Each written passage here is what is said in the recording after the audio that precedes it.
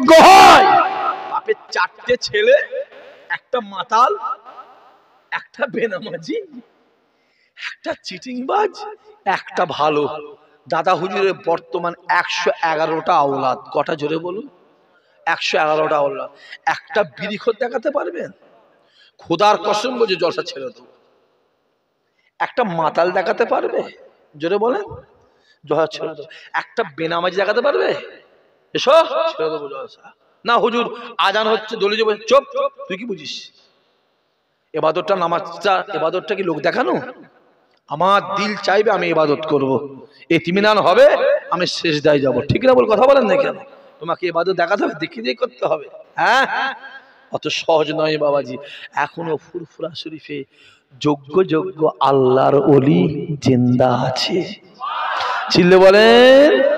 দেখতে যদি না পান, আমার ছেলেগুলোকে বলছি, আমার যুবকগুলোকে, ভাইগুলোকে বলছি, বাপগুলোকে বলছি, চাচা যদি দেখতে না পান আমার কাছে যাবেন, আমি দেখিয়ে দেবো আপনাকে। কিন্তু আমি দেখিয়ে দেবো, ঘেটে বার করার দায়িত্ব কিন্তু আপনার।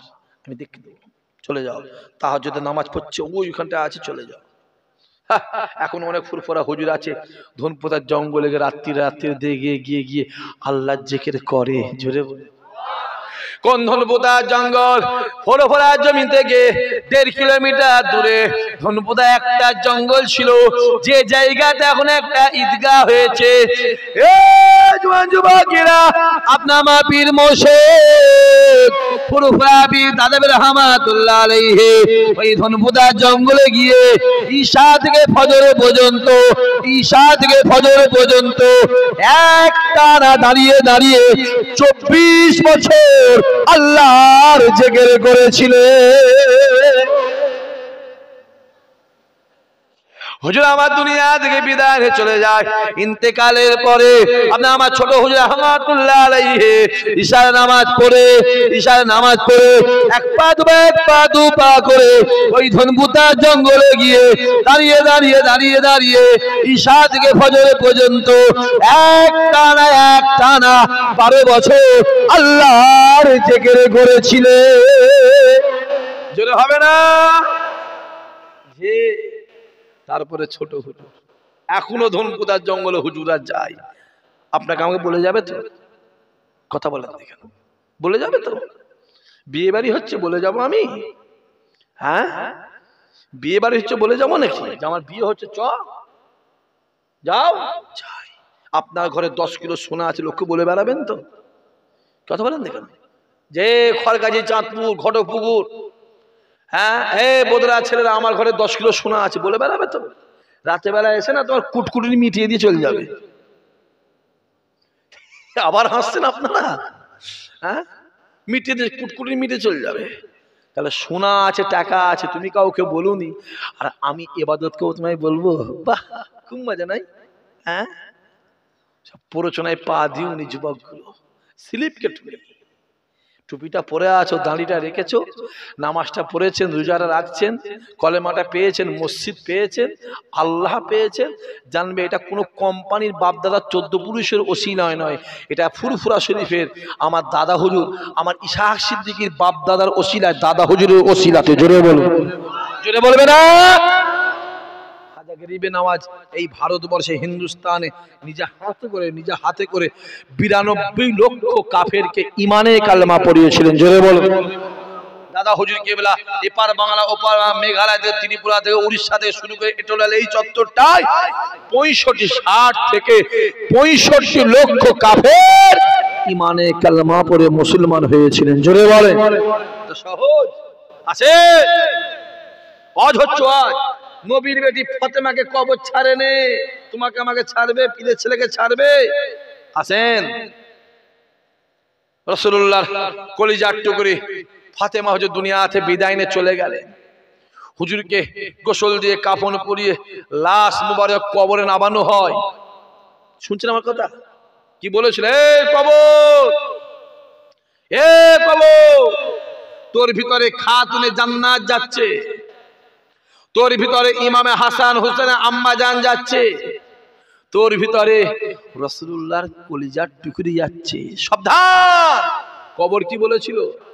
আমি খাতুনে জান্নাত চিনি না, আমি ইমামে হাসান হোসেন আম্মা চিনি না,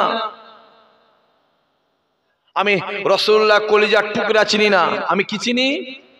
জোরে বলেন, জোরে বলেন, জোরে বলেন, সবাই মিলে বলেন, আমল চিনি। তাহলে ফাতেমা হুজুরের কবরে আযাব হয়েছে তো? একবার হ্যাঁ বলো, এক্ষুনি কাফের হবে। হ্যাঁ বলো না। খুব চুলকুনি যদি হয়, খুব চুলকুনি যদি হয়, ওই মওলানা অস্ত্র মানে হ্যাঁ বলবি। আবার হাসিস তোরা। খুব যদি কুটকুটনি হয়, আলেম ওলামা অস্ত্র মানে হ্যাঁ বলবে। হ্যাঁ হ্যাঁ, আবার হ্যাঁ বলো, বলো না, এক্ষুনি কাফের হবে। রাসূলুল্লাহ পেশাবটাকে নিয়ে, পেশাব মোবারক, পেশাব মোবারকটা নিয়ে রেখে দিয়ে একটা কাজ করছে। একজন সাহাবা যদি এসে, অনেক বড় ঘটনায় বলতে পারবো, সময় নেই বেশি অত, এসে পিপাসা লেগেছে, পেশাবটাকে বিসমিল্লাহ বলে খেয়ে ফেলেছে। জোরে বলুন, চিল্লে বলবেন না সুবহানাল্লাহ? এটা আমার পেশাব ছিল, কি হলো? বলছে হুজুর আমি পানি বলে খেয়ে ফেলেছি। রাসূল বলছে হ্যাঁ আবু বকর, যে হুজুর শোনো, আমার আল্লাহ পাক আমার এই সাহাবাকে এক্ষুনি জাহান্নাম হারাম করে দিয়ে জান্নাতকে রেস্টি বানিয়ে দিয়েছে। চিল্লে বলবে না? রাসূলুল্লাহ কি করতে গিয়ে নখটা কাটতে কেটে গেছে, একটা বোতলে রক্ত রেখে, বোতলে রক্ত রেখে দিয়েছে, রেখে দিয়ে ফুরিয়েছে। মসজিদে নববীতে কাজ কাম মিটিয়ে আসে, রাসূলুল্লাহ চাই সাহাবা শোনো এখানে আসো, এসে হাজির, এলাও এই বোতলটা ভালো করে রেখে দাও তো, ভালো করে রেখে দেবে, খবরদার এতে আমি রাসূলুল্লাহ আমার খুন মোবারক আছে, এই খুন মোবারক, রক্ত মোবারকের সঙ্গে যদি বিয়াদবি হয়ে যাবে, আমি রাসূল আমার সঙ্গে বিয়াদবি হয়ে যাবে, খবরদার, খুব সাবধানে। সে খুশি হবে না? হবে না? জোরে বলেন। আর রাসূলুল্লাহ রক্ত সাথে থাকা মানে রাসূল থাকা। জোরে বলবেন না? কাশ্মীরে একটা মসজিদ আছে, হযরতবাল মসজিদ, হযরতবাল মসজিদ। ওই মসজিদ রাসূলুল্লাহর কি আছে? একটা দানি মোবারক আছে। যে রাসূলকে দেখিনি, নবীকে দেখিনি, রাসূলুল্লাহর দাড়ি মোবারক দেখা মানেই তো রাসূলুল্লাহকে দেখা। জোরে বলবেন না সুবহানাল্লাহ? যে সহজ, খুব খুশি, সিধে বাড়িতে গিয়ে কুতা রাখি ঘরে আর কাটার উপর রেখে দিয়ে আসে ঘুমিয়ে পড়েছে। যেই ঘুমিয়ে পড়ে নবী আমার স্বপ্ন দেখাতে লাগে, এ জওয়ান যুবকেরা, আল্লাহ নবী ডাক দেয়, বাবা সাহাবারে, তোমাকে যে আমি রক্তের বোতলটাকে দিলাম, ওই রক্তের বোতলটা তুমি আর কাটার উপর রেখে দিয়েছো, না জানি কোন সময় যদি রক্তের বোতলটা পড়ে যায়, লোক জানবে না, শুনবে না, রক্তের বোতলের সঙ্গে বিয়াদবি হয়ে যাবে। আর যদি রক্তের বোতলের সঙ্গে বিয়াদবি হয়, ওর ভিতরে আমি রাসূলুল্লাহ আমার রক্ত আছে, আমার রক্তের সঙ্গে বিয়াদবি হয়ে যাবে। ও বাবা সাহাবা শুনে রেখে দাও, রক্তের সঙ্গে বিয়াদবি হয়ে যায়, আল্লাহ পাক তোমাকে কিয়ামতের দিনে ছাড়বে না। বলার সঙ্গে সঙ্গে আল্লাহ নবী সাহাবা ঘুমটা ভেঙে যায়, ঘুম থেকে উঠে রক্তের বোতলটাকে নিয়ে বুকে জড়িয়ে ধরে যা করে কাঁদতে এক পা দু পা করে ঘরের বাইরে বেরিয়ে বোতলটাকে কাঁধে নিয়ে, জওয়ান যুবকেরা, একটা ফাঁকা মনে ময়দানে গিয়ে এক তোমার গর্ত খুঁড়ে রক্তের বোতলটা গর্তের ভিতরে দিয়ে মাটিটাকে চাপা দিয়ে এক পা দুপা করে বাড়ি এসে আস্তে করে বিছানায় শুয়ে মনে মনে বলেন, না না না না না, আজকে দিনে দে আমি মদিনাওয়ার রক্তের বোতলটা কিনে এমন একটা জায়গায় রেখে দিয়েছি, কেউ জীবনে আর খুঁজে পাবে না, কেউ আর দেখতে পাবে না। এই না চিন্তা করে আল্লাহ নবী সাহাবা চোখটা বন্ধ করে যেই ঘুমিয়ে পড়ে, আল্লাহ নবী স্বপ্ন দেখাতে লাগে, ও বাবা সাহাবা রে, আমার রক্তের বোতলটা তুমি অমুক জায়গাতে একটা মাটি খুলে রক্তের বোতলটাকে রেখে এসেছো বাবা, আজ না হয় কাল ওখান থেকে যদি মাটিটা তুলে নিয়ে চলে যায়, রক্তের বোতলটা বেরিয়ে পড়বে, লোক জানবে না, শুনবে না, না জেনে শুনে ওই রক্তের বোতলের সঙ্গে বিয়াদবি করে ফেলবে।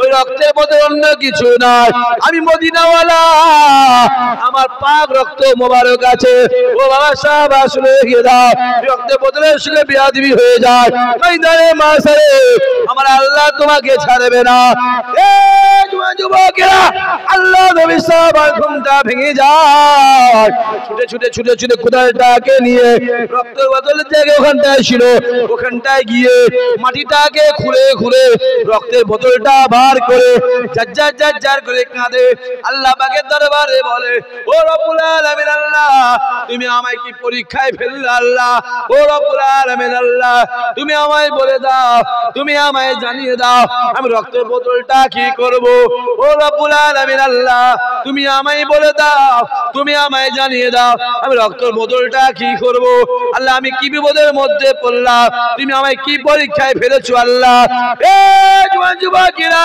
আল্লাহ নবী সাহাবা রক্তের বোতলটা বুকে জড়িয়ে মুচকে মুচকে মুচকে মুচকে হাসতে লেগেছে হাসছে না একে বেটা এমন জায়গায় রাখবো না মানুষ তো দূরের কথা পৃথিবীর কেউ আর খুঁজে পাবে না শুনছেন আপনারা আর কেউ খুঁজে পাবে না বোতলটা মুখটা খুলে বিসমিল্লাহ বলে খেয়ে ফেলেছে জোরে বলে ছিলে বলতে পারলেন না আরো জোরে হবে না খেয়ে ফেলেছে যেই খেয়ে ফেলেছে মসজিদে নববীতে বিলাল আজান দিচ্ছে সাহাবাদের মনে মনে ভাবছে আজকে আর যাবনি থাক আজান দিচ্ছে তো একেবারে ফজরের নামাজটা পড়ে ঘরে গিয়ে ঘুমাবো টুকটুক করে মসজিদে নববীতে গিয়ে রাসূলুল্লাহ এলেন হুজুর কেবলা এলেন হুজুর এসে মদিনাওয়ালা আসলেন নামাজ পড়িয়ে রাসূলুল্লাহ প্রতিদিনের ন্যায় বসে আছে সাহাবারা বসে আছে রাসূলুল্লাহ কথা বলছে শরিয়াতে কথা বলে কথা বলছে আর সাহাবাটা খুঁজছে শুনছেন আপনারা আর ওই সাহাবাটা ওই শেষে একটু আড়ালে বসে আছে যাতে দেখতে যদি বলেন আর রাসূলুল্লাহ আলোচনা করতে খুঁজছে সে কোথায় গেল সে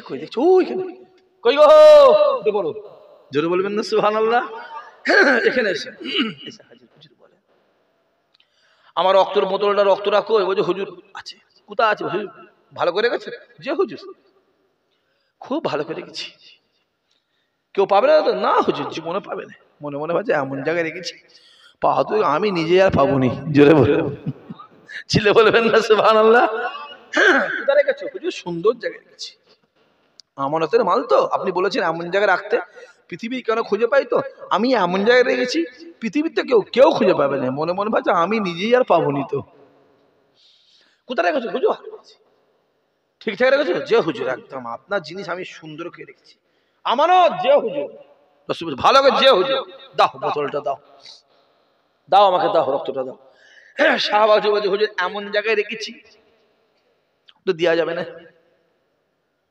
কোথায় রেখেছো বলছে কোথায় রেখেছি না রেখেছি হুজুর কেউ জানুক আর নাই জানুক আপনি তো সবই জানেন সিল্লে বলতে পারলেন না তো জোরে বলতে পারো না তো কেউ জানুক আর নাই জানুক জোরে বলেন আপনি তো সবই জানেন কোথায় রেখেছো হুজুর আপনি জানেন বলো না হুজুর আমি ওকে বিসমিল্লাহ বলে খেয়ে ফেলেছি হুজুর ও আর পেটে আছে জোরে বলবেন না রাসূল বলছে ওমর আলী শোনো আমার এই সাহাবাকে আমার আল্লাহ এক্ষুনি জাহান্নাম হারাম করে জান্নাত রেস্টি বানিয়ে দিয়েছে জোরে বলবে না কেন ওর পেটের ভিতর আমার রক্ত গেছে ওর পেটের ভিতরে আমার পেশাব গেছে শুনছেন আপনারা যদি ওকে জাহান্নামায় দেয় আমার আল্লাহ তাহলে আমার রক্তটাও জাহান্নামায় যাবে আমার পেশাবটাও জাহান্নামায় যাবে আমার আল্লাহ মুহাম্মাদের কিছু জাহান্নামায় দেবে না তাই আবু বকর বলেছে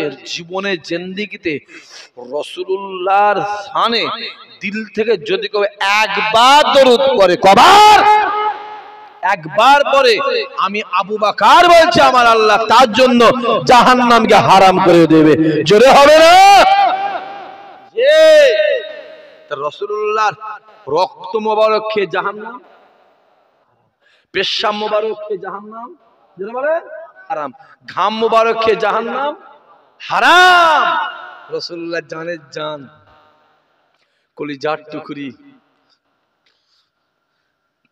জানের অংশ শরীরের অংশ ফাতেমা হুজুরের কবরে আজা হয়েছে কথা বলেন না কেন? হ্যাঁ, মুলি সাহেব আজ করছে কবর ফতেমাকে ছাড়েনি। কমবক্তা, এই কমবক্তা শয়তান হারামখোর, হ্যাঁ হারামখোর। আর তুমি হ্যাঁ বলছো? হ্যাঁ বল, আজাব হয়েছে বল না, এক্ষুনি কাফের হবে। বল হ্যাঁ বল, যে হ্যাঁ ভাই হতেও পারে, বল হতেও পারে, বল এক্ষুনি কাফের হবে। অত সহজ নয়। টুপিটা, দাড়িটা, পাঞ্জাবিটা আর মৌলানাটা ইমান নয়। শয়তান আজাজিল বিরাট বড় মৌলানা ছিল, বেটা আগে জাহান্নামে যাবে। কথা বুঝতে পারছেন কি বলছো? আমার কথা বুঝতে পারছেন? আলেম দেখো, দাড়ি কি হবে? দাড়ি কি হবে? মধুরও দাঁড়িয়ে আছে না? কথা বলেন না কেন? মধুরও দাঁড়িয়ে আছে। হ্যাঁ, দাঁড়ি ইমানদারের মুখেই মানাই। জোরে বলুন, জোরে বলবে না? পাঞ্জাবি দেখাচ্ছ কি হবে? রবীন্দ্রনাথ ঠাকুরের পাঞ্জাবি আছে না নাই? জোরে বলেন। সব দেখতে যাও, মৌলানা মুফতি মুফতি সব ওসব রেখে দিয়ে যা, ওসব রেখে দে, ওসব রেখে দে। কত মৌলানা নিবি, কি করবে? হ্যাঁ, মৌলানার মতন মৌলানা যদি হয়, তার যদি দিলে আখলাকে নামাবি থাকে, অবশ্যই আমরা তাকে মেনে নেব। ঠিক না? বল কথা বলেন। বলে নবীর বাড়ি ফাতেমা কবর ছাড়ে না। আরে কবরে বাবার 14 পুরুষের ক্ষমতা নেই ফাতেমা হুজুর গায়ে টাচ করতে পারে। জোরে বলবেন না সুবহানাল্লাহ?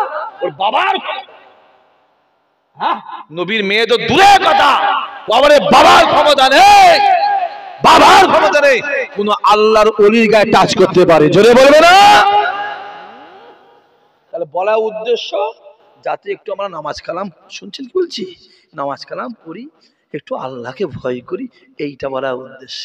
অত সহজ? হ্যাঁ হ্যাঁ, জান্নাতের মালিক আমার রাসূলুল্লাহ। কথা শুনতে পাচ্ছি বলছি? আল্লাহ বলে দিয়েছে জান্নাত তৈরি করেছি, মুহাম্মদকে দিয়ে দিয়েছি, মুহাম্মদ যাকে ইচ্ছা দিয়ে দেবে, আমি আল্লাহ ওইটাকে কবুল করে নেব। জোরে বলবে না? রাসূল বলেছে জান্নাত পাবে কে?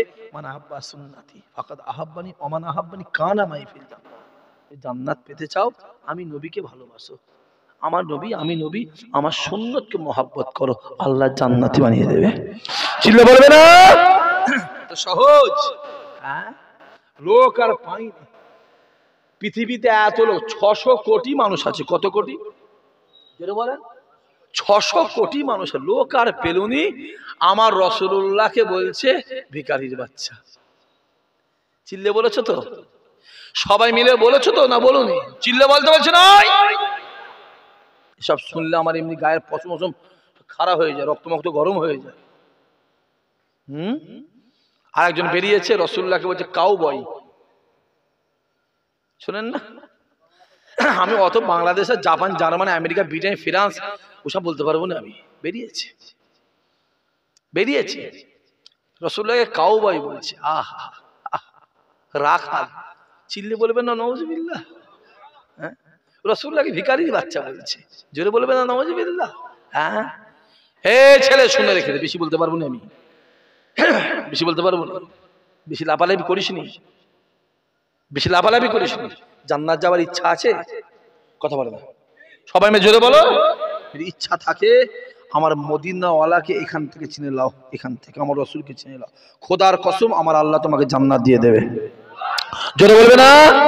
এরা কে জলসা মাহফিল হয় না? হয় না? জোরে বলে। জলসা শুনতে জানতো? জোরে বলেন জানতো? আমি যেতে মানা করব, অবশ্যই যাবে। যেখানে গিয়ে দেখবে আমার রাসূলুল্লাহ সম্মানটাকে ছোট করছে, কি করবেন? শুনতে পাসনি? এই ছেলেগুলো শুনতে পাসনি কি বলছি? যেখানে গিয়ে দেখবে আমার রাসূলুল্লাহ সম্মানটাকে ছোট করছে, কি করবে? যেটা বলেন সিধে উঠে চলে আসবে। চুরি করা যেমন পাপ, চুরির মাল কিনাও একই পাপ, চোরকে সাপোর্ট করাও যেটা বলে একই পাপ। যে মজলিসে রাসূলুল্লাহকে ছোট করা হচ্ছে, তুমি বসে থাকা মানে তুমিও কথাটাকে সাপোর্ট সমর্থন করছো। মাথায় থাকে যেন, উঠে চলে আসবি, উঠে চলি। বাবা বিরাট মাওলানা, তুই তোর ঘরে যা, তুই বাবা বিরাট হুজুর, তুমি ঘরে যাও, তুমি বিরাট মুফতি সাহেব, মারকাতি সাহেব, জাপানি সাহেব, জার্মানি সাহেব, বাবা যা। কথা বুঝতে পারছেন কি বলছি? আমেরিকান সাহেব, ব্রিটেনি সাহেব, পাকিস্তানি সাহেব, বাংলাদেশি সাহেব, বিরাট বড়, বাবা যা। আমি যেমন ছোটখাটো মনে বাবা, আমি উঠে আমি আমার কথা বুঝতে পারছেন না? মাথার চুল থেকে নিয়ে পায়ের নখ পর্যন্ত আমাদের অনেক জায়গার লোম নাপাক আছে না নাই? কথা বলে না। এটার নাম কি? চুল। এটার নাম ভুরু। এটার নাম চোখের পাপড়ি বা পাতা। এটার নাম গোপ। এটার নাম যেটা বলে দাড়ি। আমি নিচে নাম চিনি, থাক, নামলে অসুবিধা আছে। তাহলে এই গোপটা বেড়ে গেলে এই গোপের পানি খাওয়া হারাম। তাহলে এটাও চুল আর এটাও যেটা বলে দুটোই চুল। আর এইটা বাড়লে রাসূলুল্লাহ সুন্নত আদায়। জোরে বলুন, দুটোই চুল, দুটোই খুব ভালো করে বোঝেন, দুটোই চুল খুব ভালো করে যুবকগুলো বোঝো। মাথার তালু থেকে নিয়ে পায়ের তলা পর্যন্ত যদি একটা সেকেন্ড ভাবারও দরকার নেই, যদি মনে আসে রাসূলুল্লাহর মনে হয় ওই চুলটা মনে হয় না পাক, না, যদি ভাবে কাফের হয়ে যাবে। কথা বুঝতে পারছেন? যদি একটু ভাবে যে মাথার চুল থেকে পায়ের তলা পর্যন্ত রাসূলুল্লাহর মনে হয় ওই চুলটা না পাক, সঙ্গে কাফের হয়ে যাবে। আমার রাসূলের গোটা শরীরটা পাক। জোরে বলবেন না? রক্ত মোবারক চিল্লে বলতে পারে না? রক্ত মোবারক পাক, পেশাব মোবারক পাক, পায়খানা মোবারক পাক। নবী আমার পাক পবিত্র। জোরে বলে, রাসূল যেটাই হাত দেয় সেইটাও পবিত্র। জোরে বলুন সুবহানাল্লাহ। আমাদের বিয়ে কটা বিয়ে করা যায় যাচ্ছে? 12টা। কটা? 4টে। দাদা হুজুরের তো হচ্ছে 8টা, ছোট হুজুরের 6টা। তাহলে 4টে জায়গায় 6টা হয়ে গেল। হ্যাঁ, একটা ইন্তেকাল করেছে, একটা হয়েছে, একসঙ্গে 4টে রাখা যেটা বলে জায়েজ। রাসূলুল্লাহর জন্য কোনো বাঁধন ছিল কি? কথা বলেন না, কোনো বাঁধন নেই, অত সহজ নয়। তাহলে আমার রাসূলুল্লাহ হচ্ছে আলাদা। কি বললাম? আলাদা। ওনার সাথে পৃথিবীর কারো মিলবে না, কোনো ওলিদের মিলবে না, কোনো নবীদেরও যেটা বলে আলাদা আলাদা। কেমন আলাদা? নবী আমার মেরাজে যায়, এ জওয়ান যুবকেরা, আল্লাহ নবী আমার মেরাজে গিয়ে আল্লাহ আরশ আজিম দেখে নবী আমার জুতো মুবারকটাকে খোলার চেষ্টা করে। আসমানের উপর আওয়াজ আসতে লাগে, আয় আমার হাবিবি রে, আপনি জুতা মুবারক খুলবেন না, আপনি জুতা মুবারক খুলবেন না, আয় আমার হাবিব রে, আপনি জুতা পরে আরশ আজিমে পা দেন, আমি আল্লাহ বলে দিলাম আপনার জুতার ছোঁয়া লেগে আমার আরশ আজিমটা ধন্য হয়ে যাবে। আরো জোরে হবে না? রাসূলুল্লাহ দাঁড়িয়ে আছে, আম্মা জান এসে হাজির, আম্মা জান ডাক দিয়ে বলে, ইয়া রাসূলুল্লাহ, ইয়া হাবিবাল্লাহ, হুজুর আপনি কি, আপনি কেমন, আপনি কি, আপনি কেমন? নবী আমার ডাক দেয়, এ আয়েশা রে, কিসের জন্য তুমি আমায় প্রশ্ন করো? আম্মা জান আয়েশা ডাক দিয়ে বলেছিলেন, ইয়া রাসূলুল্লাহ, ইয়া হাবিবাল্লাহ, হুজুর আপনি কি, আমি আয়েশা আপনাকে চিনতে পারি না। আল্লাহ নবী আমার আম্মা জান আয়েশার কথা শুনে কেঁদে বলেছিল, ইয়া আয়েশা রে, তুমি আমার স্ত্রী, তুমি আমার ওয়াইফ, তুমি আমার স্ত্রী, যদি তুমি আমাকে চিনতে না পারো, আমার গুনাহগার উম্মতরা আমায় কিভাবে চিনবে? আয়েশা রে, তুমি আমার স্ত্রী, যদি তুমি আমায় চিনতে না পারো, আমার গুনাহগার উম্মতরা কিভাবে চিনবে? আম্মা আয়েশা কেঁদে কেঁদে ডাক দিয়ে বলেছিল, ইয়া রাসূলুল্লাহ, ইয়া হাবিবাল্লাহ, হুজুর আমি আপনাকে কিভাবে চিনব হুজুর?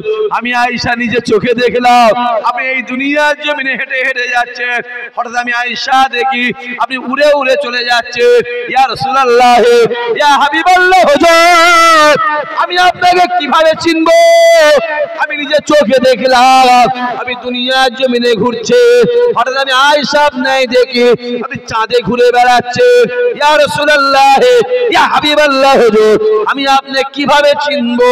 আমি ডান দিকে তাকাই আপনি রয়েছে, বাম দিকে আপনি রয়েছে, সামনে আপনি রয়েছে, পিছনে আপনি রয়েছে। আসমানের দিকে তাকালো, আমি আয়েশা আপনাকে আসমানে দেখতে পাই।